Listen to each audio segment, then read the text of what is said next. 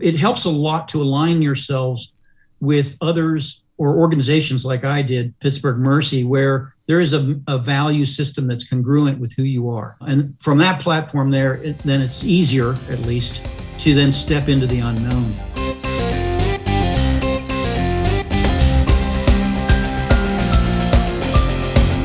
Going to tonight's incredible guest, Dennis Budinich.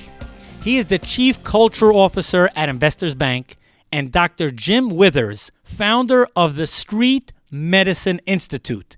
First about Investors Bank. Investors Bank headquarters in Short Hills, New Jersey is a full-service commercial bank that has been servicing customers since 1926. They're also coming around their centennial anniversary very soon. With over $27 billion in assets and a network of over 150 retail branches throughout the tri-state area, Investors Bank delivers professionalized services and products tailored to the needs of its customers, that's businesses and consumers alike. Investors Bank is a member of FDIC. Investors Bank is also committed to the communities it services, and through the Investors Foundation, it has contributed over $40 million since its inception in 2005 to help support important community and nonprofit organizations that impact all of us. And now to Dr. Jim Withers.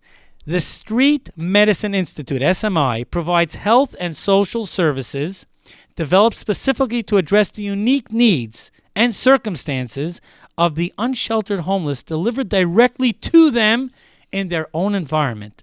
They have programs in over 85 cities located in 15 countries across 5 continents. Through the efforts of Dr. Jim Withers and a core group of street medicine leaders who met through their participation at an annual symposia, the Street Medicine Institute somehow offers all this throughout the world, and they were founded back as a nonprofit in 2009. Special thank you, before I get to amazing guests, special thank you to a number of people at Investors Bank: Deborah Trotter, Jason Bachrach, Dominika Lennart, and Carrie Pensick. On tonight's show, we will discuss a variety of exciting and important foundational business ideas, unconventional leadership, taking risks, and identifying opportunities, and paving the way for change. With that intro, Dennis Budinich, Dr. Jim Withers, thank you for joining me here on Mind Your Business. This is a special treat. Thank you. Well, I'm first going to open to Dennis. Dennis, this is, what is it, the third time that we're doing a show together on the Business Exchange broadcast, which is presented by Investors Bank. Tell us a little bit about the initiative that Investors Bank took for the Business Exchange broadcast. Well, thank you, Yitzchok, for having us back. We're really excited to be back, and we're excited about our guest, Dr. Withers. But a little bit of background about the Business Exchange and why we're actually doing these radio shows. You know, traditionally, the bank has always been very involved in the community, whether it's with the consumer line of business and also the business line of business. And before the pandemic, we did many conferences and networking events and opportunities for businesses to get together, meet each other, and exchange ideas and exchange contact information. And once the pandemic started, well, we weren't out of business. We decided, what could we do? So we went to the virtual world, and we created this thing called the Business Exchange. And we've had many events, I think 7 so far, with keynote speakers that we would invite them to these events. It'd be Zoom-based, but we would have a speaker, national speaker, come and talk for maybe 60 minutes and then do breakout rooms for businesses to meet each other. As an extension of this, we learned about your show, and we said, wouldn't it be great to also drive our message through your contact, your show? Here's the real goal to this. We know that if we could offer continued value to our business clients and also to communities and businesses that aren't even our client, that's okay. If we could offer value and they could learn something and we could exchange ideas so we could continue to stay successful, that's part of our strategy, as well as doing business. So I'm really happy to be here. I think tonight our guests are going to get a treat. It's going to be a new approach to leadership, which been proven, but I think people are going to get a lot of value tonight. So thanks for having us here. Yeah, it's amazing. And thank you for presenting me with such wonderful guests, people that are out to change the world. That's really, and now I turn to Dr. Withers. Can you give us some background and what led to the creation of the Street Medicine Institute? Well, thank you very much. Absolutely. It's a real pleasure and honor to speak to you and your listeners, and all the good things that you're doing in your series. So to back up a little bit, I'm a physician. I teach medicine here in Pittsburgh, Pennsylvania. And before the Street Medicine Institute, which is a global nonprofit organization that actually, we have sister programs in over 120 cities, 29 countries, and 6 continents now. Wow. But it all started here with my career with the Pittsburgh Mercy Health System, for whom I work full-time. And as a teacher, I realized in the late 80s, early 90s, that I really needed a new classroom, that the structure of health and healthcare, although powerful, impressive, profitable, and sacred, was also dehumanizing a lot of the encounters and the people that were coming through our system, because it's such a big industry and it basically works on its own terms. Usually it's not nimble enough to engage people in their own reality. That's particularly true of those who are poor, who have trauma and mental health issues, addictions, and, racial issues, all kinds of things. And that was dehumanizing to the people that we were serving. And also, as a teacher and a person that loves my profession, I felt it was dehumanizing to me, that I was kind of locked in that white lab coat in a very rigid way as part of a big machine that was kind of losing its soul. And I really was struggling to find a way to get closer to the reality of people that we were serving. And so in the early 90s, 1992, I decided that people living on our own streets, I had a guy come into the hospital who had been on the streets for years and insisted on leaving. And he froze to death on our streets. And it really tugged at my heartstrings. And so it launched me on a path to try to find a way to get out under the bridges of my own city, to get to know the people. Because I thought, what more profound lessons could we possibly learn locally than get to know the people that were sleeping in alleys and in dumpsters and abandoned buildings. And so that's how I got started with Pittsburgh Mercy's Operation Safety Net. And with the help of the Sisters of Mercy, I was able to create my own program. And it was later on that, as I began to network nationally and globally, that we reached a critical point where we could start the events that led to the Street Medicine Institute later on. So, Dr. Withers, now let's talk about the exciting part of scaling. I mean, you're taking something, you're from Pittsburgh, Pennsylvania. Amazing. And now you have a global impact between your direct organizations and your sister organizations. You're dealing with close to 200, right? Because you have 85 cities in your own, and then your sister organizations, and in countries and throughout the world. How were you able to take that inspiration and vision and scale it globally?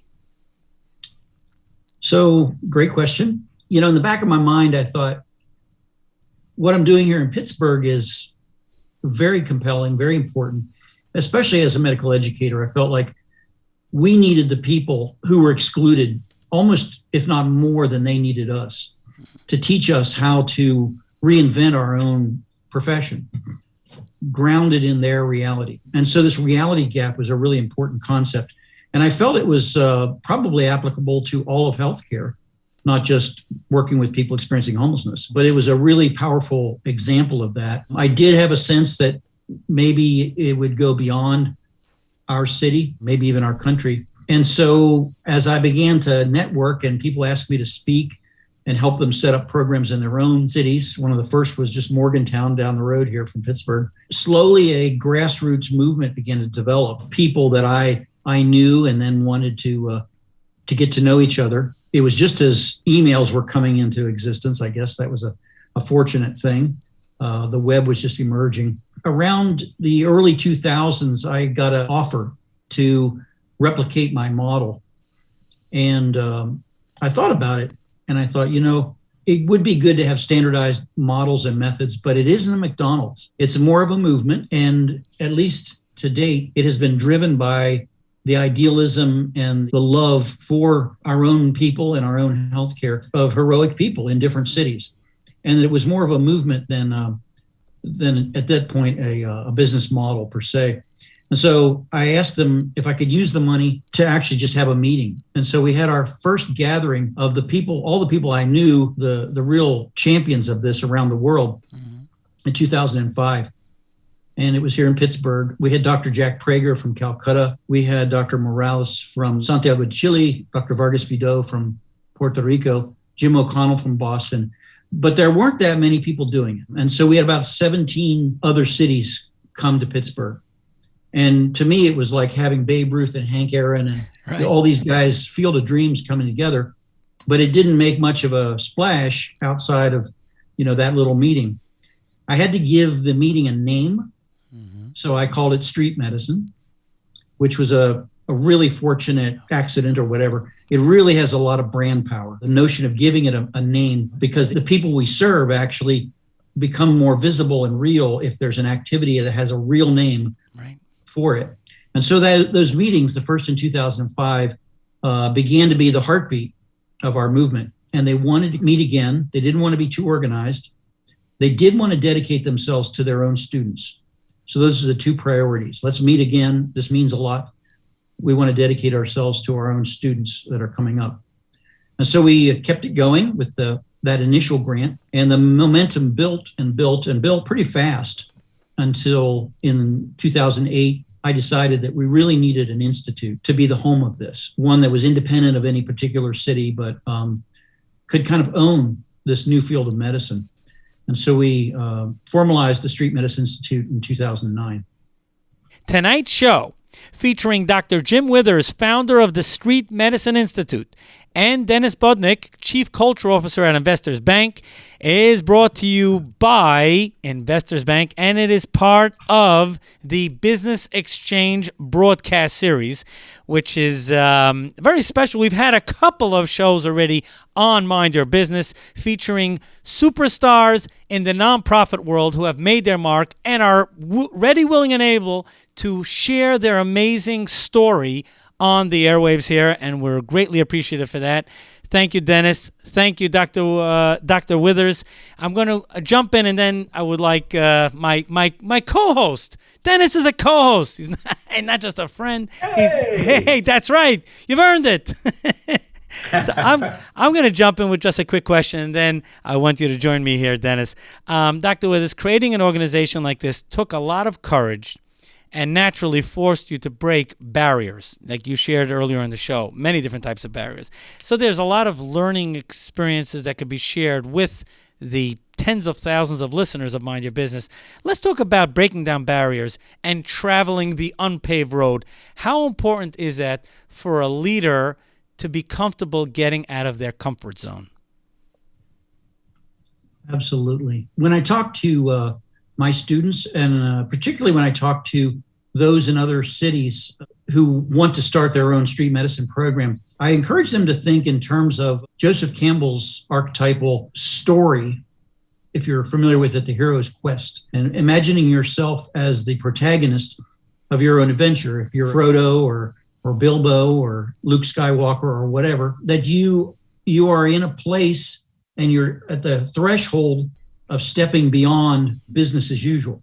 And the reason that you're called to do that is because there is something that isn't the way it ought to be. You're looking at the people around you, and they're doing business as usual, but many times you're seeing injustice or inefficiency or inequity. And you're also witnessing, as I mentioned before, the kind of effect that has on the individual who's there.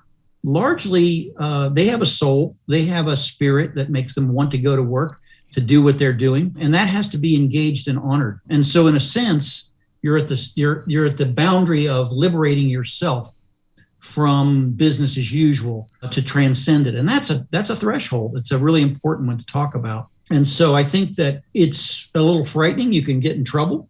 My motto is do the right thing until you get caught, and then try it another way.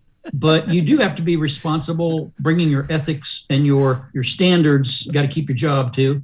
But it helps a lot to align yourselves with others or organizations like I did, Pittsburgh Mercy, where there is a value system that's congruent with who you are. And from that platform there, then it's easier, at least, to then step into the unknown. But I do feel that the best things happen when you cross-pollinate, when you go and you learn about the great unknown, which is the reality of the people that are in need or that we're serving. Reality is a scary thing, but it's worth exploring. Dennis, I'm going to hand it to you, but when you have guests that share such great quotes, I love that one. Do the right thing until you get caught. Dennis, please join me here. Great. Thank you, Dr. Withers. So far, this has been really great, and I'm sure the audience is enjoying this. So we talk about, this took leadership, and you talked a little bit about that. It's all about leading, and you're not only leading the initiative, but you're also leading people, and you're inspiring them to join the cause and to do this worldwide. So, when you walk into a corporate office, they sometimes have, the core values on a wall, and they say, this is what we stand for. And then if we look at a leader, are they standing for the same values they have on a wall? Is there harmony, or is there a little conflict between the values and a leader? So if I were to walk into your office and I looked at your core values, what do you want people to know about you personally? And what do you want them to know about street medicine as far as values and identity? I'd love to have you come to my office. I will. I'll be there. What you would find is that I've taken down all the accolades and things, and I put up photos that are very poignant and meaningful to me of people that we have served under bridges and along the riverbanks over the years, dear friends of mine. So I hope that would convey to you that what I'm doing is very personal, and it's about real relationships and real people that are often invisible and shamed and excluded, and that has been a source of tremendous wealth in a spiritual sense, in a meaningfulness sense, and that would convey that. If I had to describe you to someone and say, well, what is this Dr. Withers all about? Give me some words. What words would you want me to use, or hope I would use, to describe you as a person and the leader of this worldwide initiative or movement? Well, I do give a talk or two. One of the talks that I give is to graduating medical students and white coat speeches and things like that. And I use a prop, which is my dad's old doctor bag, with which, I made house calls with him as a kid into rural Pennsylvania. And I give them my thoughts and my experiences. And then at the end, I pull the bag out again and I say, what are you going to put in your bag? And so the things that I'd like to put in my bag are empathy, integrity, curiosity. I think that's really, really important. Humility. I think a sense of humor is really important. And then love. I think love is the final thing that I'd like to feel that. And I'm very fortunate in my profession that love is pretty close to what you do every day. It's more of a challenge, I know, in some other professions, but just getting to know you, I can see, love just comes out of you for the people around you. And I feel it's accessible to us. But those are the things that I would hope that people would think about when they think of my personality or who I'm trying to be. So you're operating, when I look at what you do, you're operating in a couple of different worlds at the same time, a couple of different universes at the same time. You're dealing with the universe of the medical as an industry and as a business. You're also dealing with the world of people that are left out. And then you're dealing with your personal world, right? Your life, and right, and you're kind of balancing both. How do you manage to do that? Because as a business owner or a leader in a business, that person is living in a couple of worlds too. They're living in a world of the people that work for the company. They also are responsible to the people that do business with the company. That's this as a consumer, then an employee, then a leader, and then the person themselves. So I don't know, could you just share, how hard is this to connect to all those worlds and still have an impact? Well, I feel like I've been fortunate and I've been lucky to have the support. I sometimes I think if you're old enough to know who Mr. Magoo was, I kind of think of myself a bit as Mr. Magoo, going forward with good intentions, and people kind of save me from myself. But I think it's the good intentions and the courage to move in the right direction that then gathers people around you who say, I can get behind that. I love the strategic characteristics of my career. It wasn't necessarily a master plan, but when I was a young guy, I reached a point where if I couldn't live what I believed in, I didn't want to keep going. And so, I'll give the divine some credit. I stumbled into an area that was really compelling, and it embodies so many of those intersectional things that it sends reverberations into those other areas. I love taking care of my friends on the street. I was there last night taking care of feet and people who felt lonely. In that moment, I get enormous gratification. It's humbling. The love I get back is tremendous. So at a personal level, I'm getting rocket fuel all the time from the activity that I'm doing. I had students with me and staff workers, and you could see how much it meant to them to be part of something that was bigger than they were. And then as you begin to go through the city here, almost everywhere we go, we do a hospital consult. We follow up with someone. People on the sidelines, if you will, say, wow, this is wonderful. Can I donate? Can I work with you guys? Is there some way I can support you? So it captures their imagination. And then you eventually get to the point where you see how your methodology, which is going right to the problem and the folks that are suffering the most, actually makes a lot more economic sense, because people are coming back over and over. They're sicker, they're costing more money, and everyone's getting angry at everyone because no one's really talking about how reality is for folks. So then you begin to get involved with the systems change, the things, and you're in a strategic place because your feet are on the ground and you can speak to groups of experts, in the city or whatever, from that framework of knowing what the street really looks like. And so it becomes a moral obligation to speak for those who don't have a voice for themselves. I've learned to work with the media enough that, you get a little bit of a profile along with others that are doing the same thing. And you unify the message that you have. And then ultimately, you're asking your own profession to kick it up a level. I got one more question before I turn it back over to our host. Dennis. So, when you look at this whole initiative and effort, the one thing that really caught my attention when I first met you on YouTube, because that's how we met. I met you on YouTube. I was looking up CNN Heroes, and you came up, and I watched the video, and I was just blown away with this one thing that you did. Just turned me so on to what you do. You were in the street under the bridge, and you leaned in to a tent, and you said, "Is anyone home?" And that just really caught my attention, because there was that deep level of respect for people that I saw by you doing that. Could you just share a thought to the audience? I mean, it might be obvious, but I'd like to know what's coming from your heart when you do that. Yeah, I'm glad you picked up on that. Some things become so deep inside your heart that you have a hard time putting them in words. But I think one of the biggest injuries that people have is being excluded, of being modern day lepers, of feeling like they're not part of the society anymore, and not wanting to be after a while. And so my effort and our effort is to show the respect and the love and the attention to people that makes them know that they're worth it. They're worth it. They're worth the effort, that you can learn from them. It's magical what happens when you have that attitude. People that look like they're you'll see this everywhere in your life. Some of the people that are kind of the most challenging, the most troublesome, are often the ones that are hurting the most. And you can beat them until morale improves, but that never works. It's much better to listen and create a space of respect and love. And from that, then you get a sense of solidarity.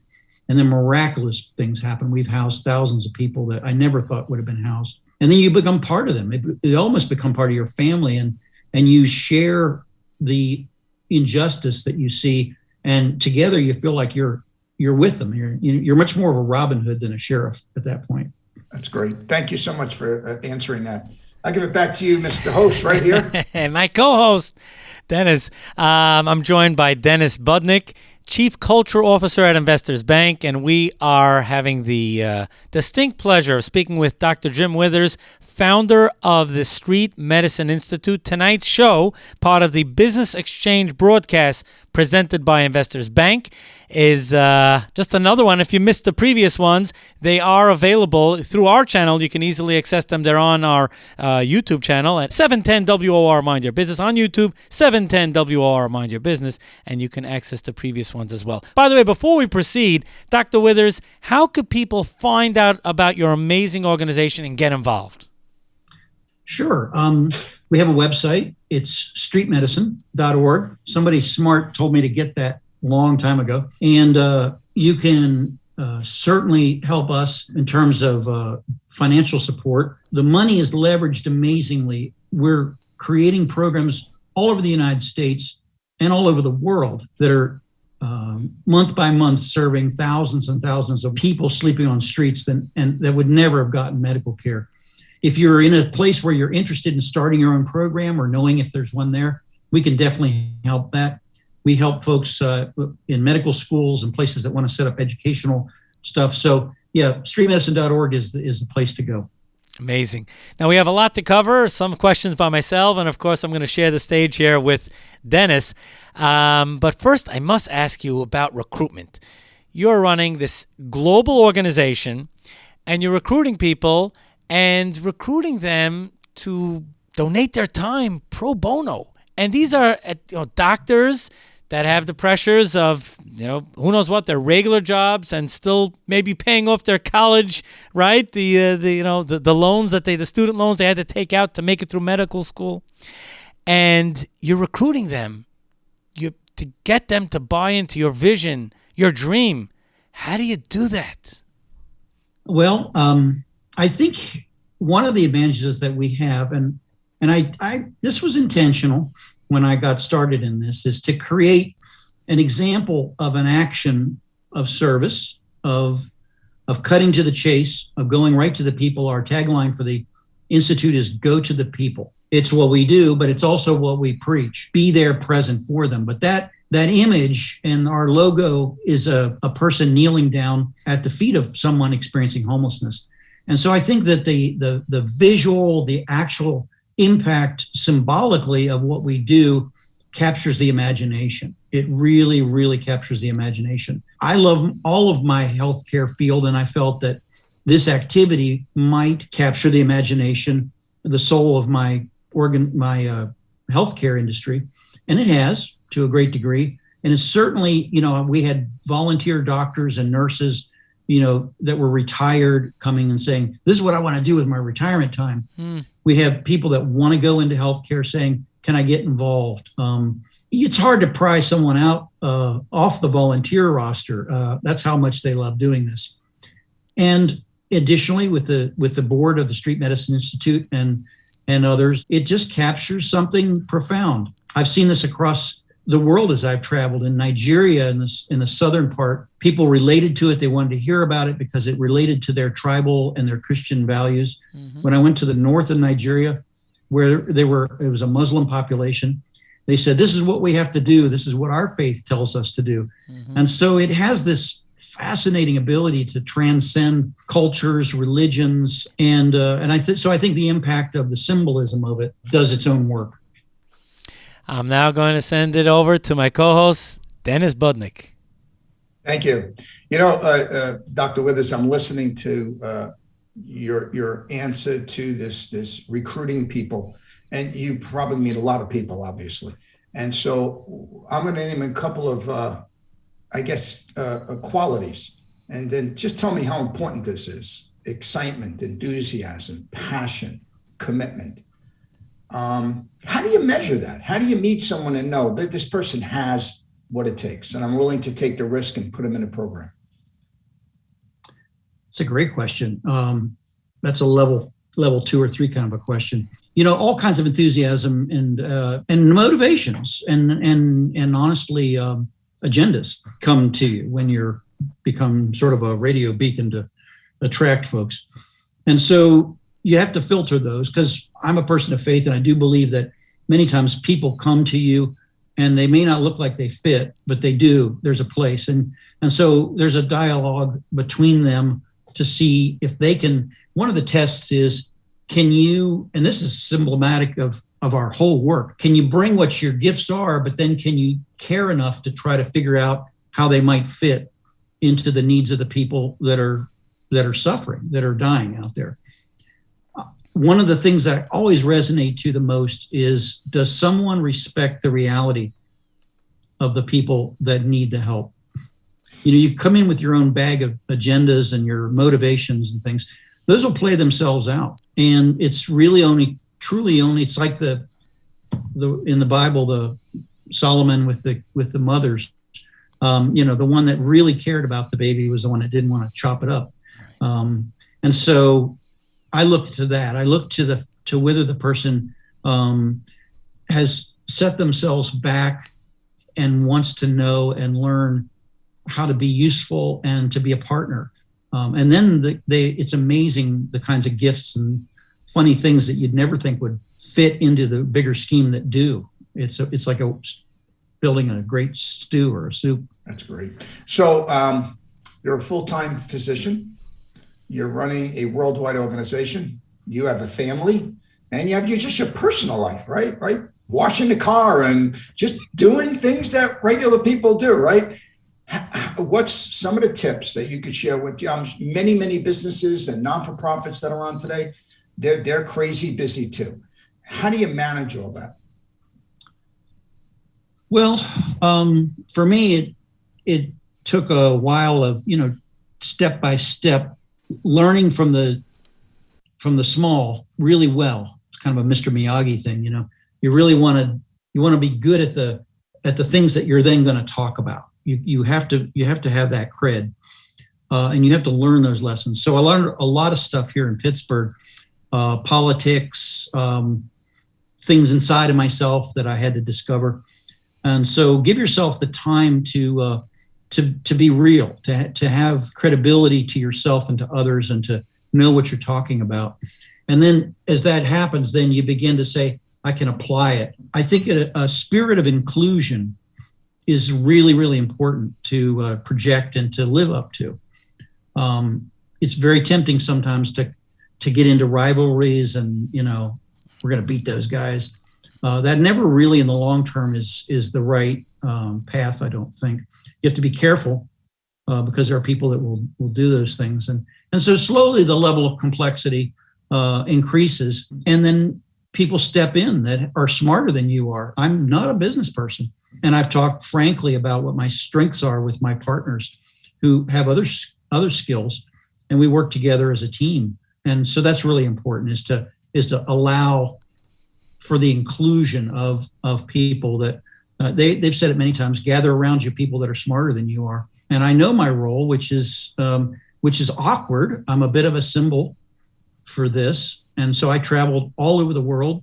I give more speeches than I'm comfortable with, but I know that that's part of my job, is to create the vision that then other people feel safe with. They're not crazy. They're not alone. It's remarkable how far that can go. So now you're in this now quite a while. How many years since day one? I'm going to have my 30th anniversary. I'll be at this for 30 years this May. Wow. So we have probably a large part of our audience are non-for-profits, and they're interested in what you have to say. And we have business owners that are interested. So if you had to share some advice, lessons you've learned along the way, either being a non-for-profit specifically, right? And then also as a business owner, because it's still a business. What are some of the things you learned that you had to redo because you surrounded yourself with people that said, no, Dr. Withers, that's not the way we do it. This is the way we do it. Like, what have you learned along the way that might be valuable to the audience today? It's hard to get real specific, but I've made plans. Like I've seen this is how it's going to happen, and pushed it. And fate and people and reality kind of taught me that, no, that's just not the way it's going to be. And felt like, oh, it's all falling apart.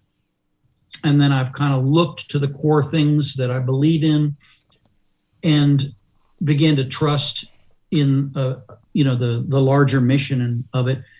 And then it's kind of like you go around a roadblock and you suddenly have this vista and things are much better than they would have been.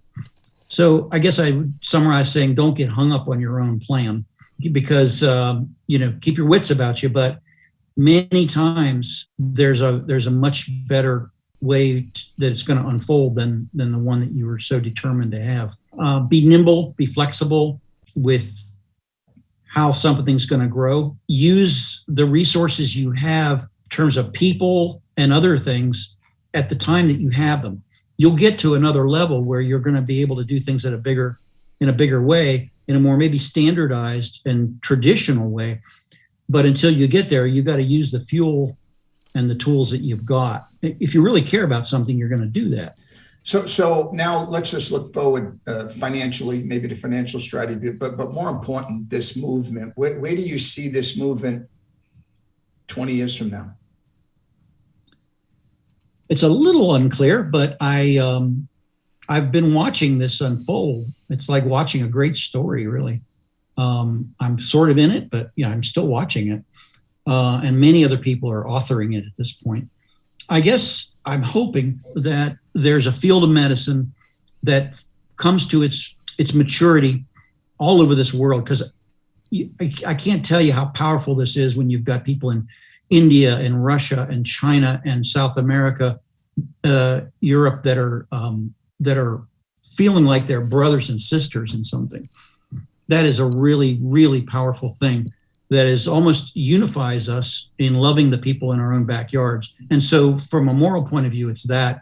But there's also lots of people just dying in alleyways and by riverbanks.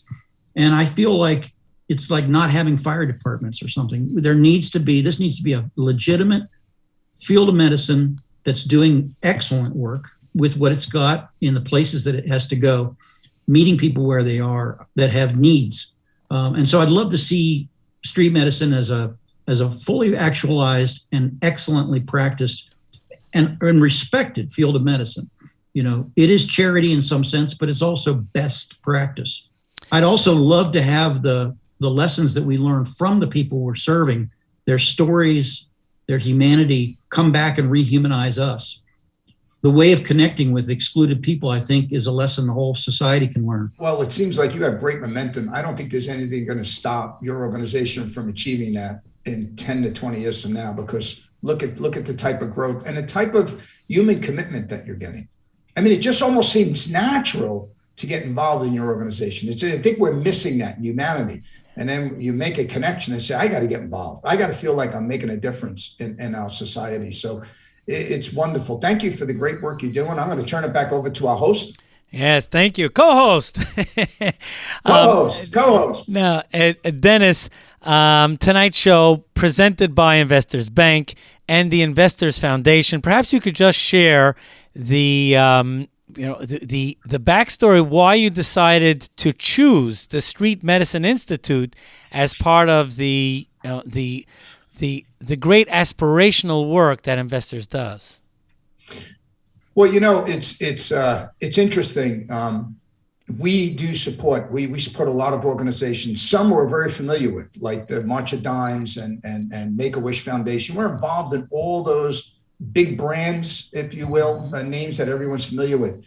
But my direction about 3 years ago was let's find some people that are making more than a local difference, but they're making a huge difference on society. But they're not there. There's no billboards. There's no one shouting out their name. And yes, they're out there doing talks, they're doing presentations. But I wanted our community to know that there are people like Dr. Withers that does make a difference. And when we hear these stories, everything I hear is, man, that just makes me feel so good about the future, because there are people like Dr. Withers and Chip Pallick from America's Grower that we had on previously. So when we look at that, the reason why we do it is because, again, I think we're bringing value to the community. We're bringing value to the business clients that we have and prospects to say, hey, this is what we stand for. We're here to help not only our business and consumer clients, but our community, and our community is not our zip code. Our community is every community. And so that's why we choose street medicine. And we're part of our foundation. There'll be a recipient of a grant from our foundation. And also we want people that are listening, hey, if you find a way and you have the resources to support this organization, it would make a difference. And with that, Dr. Withers, how could people find out more about the Street Medicine Institute and to get involved? Once again, thank you. Thank you, Investors Bank and Dennis and you, Yitzchok, for highlighting this. Anyone interested can contact us through the streetmedicine.org. That's our website. We're happy to have any kind of a question or offer support or anything you want to share with us. And again, the web address, the exact web address is streetmedicine.org. That's simple. Thank you for watching, and make sure to subscribe to this channel and be notified every single time a new video goes live. Don't miss out on any of the weekly interviews that I have with top business leaders, sometimes Fortune 500 executives. Hit subscribe and turn on notifications.